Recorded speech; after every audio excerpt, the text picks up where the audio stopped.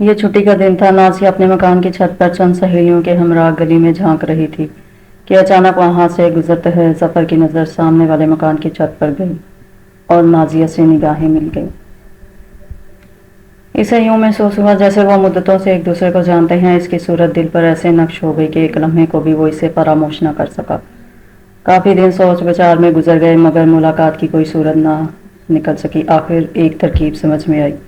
ظفر نے اپنے گھر کی ملازمہ سے کام لینے کے لیے پہلے اسے چپ زبانی سے شیشے میں اتارا، پھر مٹھی گرم کر کے خط لکھ کر دیا کہ یہ سامنے والے گھر جا کر نازیہ کو دے دینا۔ ملازمہ جس کا نام بالی تھا نازیہ کے گھر صفائی کا کام کرنے جاتی تھی۔ ظفر دھڑکتے دل کے ساتھ جواب کا منتظر تھا۔ وقت کسی طور کٹتا نہ تھا۔ پل پل کر کے دن گزارا۔ اگلے روز 10 بجے صبح بالی آتی دکھائی دی تو اس کا دل اچھل کر حلق میں آ گیا۔ اس کی مٹھی بند تھی جس میں رکا دبا ہوا تھا، جو اب امید افزا ملا تو بالی کے ذریعے باقاعدہ دونوں میں خط و کتابت شروع ہو گئی۔ بالی کی ہتھیلی پر ہر بار چند روپے ضرور رکھنے پڑتے تھے۔ کافی دنوں تک یہ سلسلہ چلا لیکن اب صرف خطوط سے تسلی نہ ہوتی تھی۔ ظفر کی بے چینی چند ہو گئی تھی۔ اب اس کا جی چاہتا تھا کہ نازیہ کو دیکھے، اس سے باتیں کرے۔ اس کی بے چینی اور اضطراب میں اضافہ ہوتا چلا گیا۔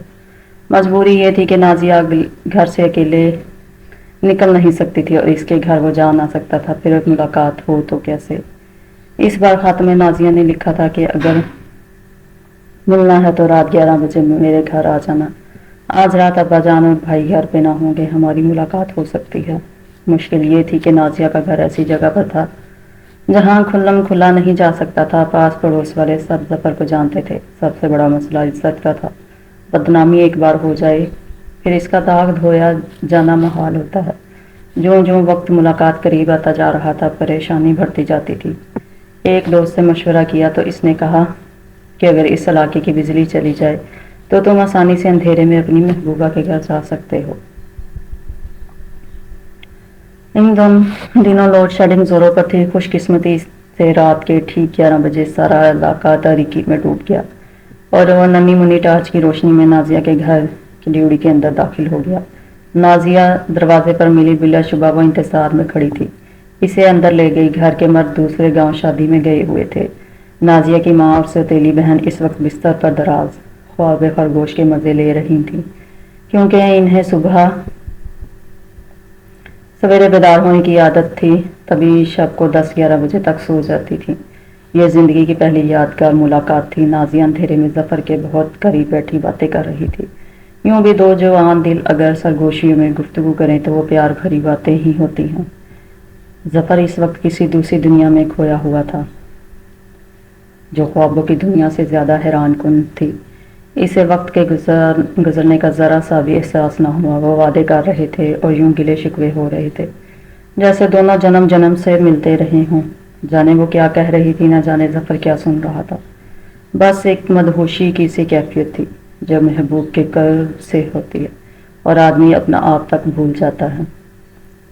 ظفر کو اس قدر سنائی دیا کہ وہ قسمیں کھا رہی تھی۔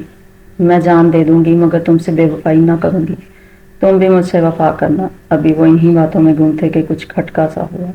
شاید ماں نیند سے بیدار ہو گئی تھی اور نازیہ کو بستر پر نہ پا کر ادھر آ گئی تھی۔ سرگوشیوں پر اس کے کان کھڑے ہو گئے اور وہ دم سادے بیٹھ کے دروازے کے ساتھ لگ کر کھوج لگانے کی صحیح کرنے لگی۔ جب ماں کو یقین ہو گیا کہ بیٹھک میں نازیہ تنہا نہیں ہے، کوئی دوسرا بھی ساتھ ہے، تو اس نے جلدی سے باہر سے بیٹھک کے دروازے کی بیرونی کنڈی لگا دی۔ اب یہ دونوں قید ہو گئے اور فرار کا کوئی رستہ نہ رہ گیا۔ ماں سوتیلی تھی، پہلے ہی اس سے بہت خار رکھتی تھی، آج تو بیچاری لڑکی رنگے ہاتھوں پکڑی گئی تھی، اس لیے سوتیلی بیٹی سے خار نکالنے کا اس سے اچھا اور کون سا موقع تھا۔ وہ دروازے کے باہر چارپائی ڈال کر بیٹھ گئی اور دھیمی آواز میں نازیہ کو گالیاں دینی شروع کر دیں۔ کہتی تھی کہ آج میں ان دونوں کو زندہ نہ چھوڑوں گی۔ دیکھو تو اندر کون مردود ہے اور کیسے یہاں سے بچ کر جاتا ہے۔ آلے نے تو گھر کے مردوں کو دکھا دوں گی دنیا کو اس لڑکی کے کرتوت۔ رات کے اندھیرے میں کیا گل کھلائے ہیں، باپ بھائی کی عزت سے کھیلنے کی ضرورت کی ہے تو سزا تو ملے گی۔ یہ رات کے 2 بجے کا وقت تھا۔ ساری رات انہوں نے بیٹھک میں قید گالیاں اور کو سنتے گزاری تھی۔ دونوں کو اپنی موت یقینی نظر آ رہی تھی، بس نازیہ کے باپ اور بھائی کے آنے کی دیر تھی۔ मोहब्बत का नशा उतर चुका था, जिल्लत और रसवाई और अजल सामने नजर आ रही थी। इस वक्त जान पर ऐसी बनी कि बयान करना मुश्किल है। अब निकलने के आसार नजर आने लगे थे। नाजिया का दिल कांप कांप जाता था। माँ सगी होती तो शायद डांट डपट कर जफर को निकाल देती और बेटी का ऐब ढक लेती। यहाँ तो सौतेली माँ जाने कब से मौका की ताक में थी कि लड़की की कमजोरी हाथ में आए और वो शोहर को पसंद कर दे। नाजिया का बाप इस कबीले से था जहाँ ऐसे मौक़ों पर ज़बान से नहीं कुल्हाड़ी से काम लेते थे। सुबह हो गई, 9 बजे तक कोई ना आया। कुछ देर बाद दस्तक सुनाई दी। नाजिया दरवाजे के सामने हो बैठी और जफर को अपने पीछे बैठा लिया। बोली, अब्बा और भाई आ गए हैं, वो पहले मुझे मारेंगे, बाद में तुम तक पहुंचेंगे। मैं तुम्हें अपने से पहले मरने ना दूंगी। जफर समझ गया कि वो बड़ी हौसले वाली है। इसे खुद तो ठंडे पसीने आने लगे थे। जरा देर को सांस रुके। दोनों मौत के इंतजार में रहे। पता चला कि वो लोग नहीं आए जो इनके लिए अजल के रूम में आने वाले थे। पड़ोस का बच्चा किसी काम से आया था। मजीद 2 घंटे इस जानकनी के आलम में बीत गए। सांस लेना दुश्वार था मगर खतरा तो अपनी जगह मौजूद था। 11 बजे फिर दस्तक हुई। यकीन हो गया कि अब शोर मचेगा, मोहल्ले भर में रुसवाई होगी। न जाने कितने लोग मौत का ये खूनी खेल देखेंगे। किस कदर बेइज्जती होगी। दरवाज़ा खोलने की आहट हुई। ये किसी मर्द की आवाज़ थी जिसको नाजिया की माँ ने भाई जी कहकर बुलाया। ये शफीक चचा था, बाप का रिश्तेदार, जो माँ को असली घी देने आया था। माँ इसे सहन तक लाई और घी का बर्तन खाली करके दिया, मगर इसे बैठने को ना कहा। शायद इसलिए कि शोहर और बेटा घर पर मौजूद ना थे। ऐसे में दूर पड़े के रिश्तेदारों को वो घर के अंदर नहीं बढ़ाती थी। जफर दुआ करने लगा, या अल्लाह इस छत में दरवाज़ा बना दे ताकि मुझको इज्जत से राही मिल जाए। वो दिल ही दिल में तो ये कर रहा था कि आज रब्बुल इज़्ज़त बचा ले तो कभी आइंदा ऐसी गलती ना करेगा। कतई उम्मीद ना थी इन हालात में इज्जत से रहाई मिल जाती, मगर अल्लाह ताला बड़ा करीम है। बेशक वो अपने खताकार बंदों पर नजर करम रखता है। इसने जफर की दुआएं सुन ली। इस वक्त जब माँ शफीक चचा का घी का बर्तन खाली कर रही थी, नाजिया की बहन को मौका मिल गया। इसको इनके हाल पर तरस आ गया। ये शायद घर में खून खराबा देखने का हौसला इसमें ना था। वो जल्दी से बैठक की जानिब लपकी और बिरयानी कुंडी खोलकर बोली, फौरन निकल भागो, इससे पहले कि माँ इधर आ जाए। मौका मिलने की देर थी। जफर छपाक से ड्यूटी में था। अल्लाह का लाख लाख शुक्र अदा किया कि इज्जत के साथ जान भी बच गई थी। घर आकर इसने शुक्राने के नवाफिल अदा किए।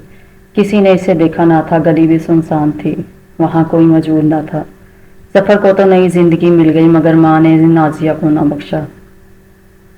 जब शोहर और बेटा आए और इसने शिकायत लगाई कि ये बैठक में जाने किसके साथ बात कर रही थी, बस फिर क्या था। नाजिया को इतनी मार पड़ी कि वो चारपाई पर पड़ गई। बाप और भाई पूछ पूछ कर थक गए कि वो कौन शख्स था जो रात की तारीकी में इससे मिलने आया था। वो बस यही कहती रही, कोई ना था। माँ को गलतफहमी हुई है। माँ ने अपनी बेटी का नाम ना लिया कि कुंडी इसने खोली है। अगर ये भी बता देती तो यकीनन बाप और भाई यही समझते कि वो भी बड़ी बहन से मिली हुई है। सच है, औरत वफा करने पर आए तो अपनी जान की परवाह नहीं करती। जफर के सर से इश्क का भूत इस कोठरी में चंद घंटे बंद रहने पर उतर गया था, लेकिन नाजिया इस वफा की देवी ने जान दे दी, मगर इसका नाम लबों पर ना आया। अगले रोज सारे गांव ने सुन लिया कि नाजिया की फौतगी हो गई है। बाप और भाई कुछ करीबी अजीजों के साथ इसको दफनाने जा रहे हैं। सारे गांव वाले ताज़ियत करने गए, मगर जफर ना गया कि वो बीमार पड़ गया था।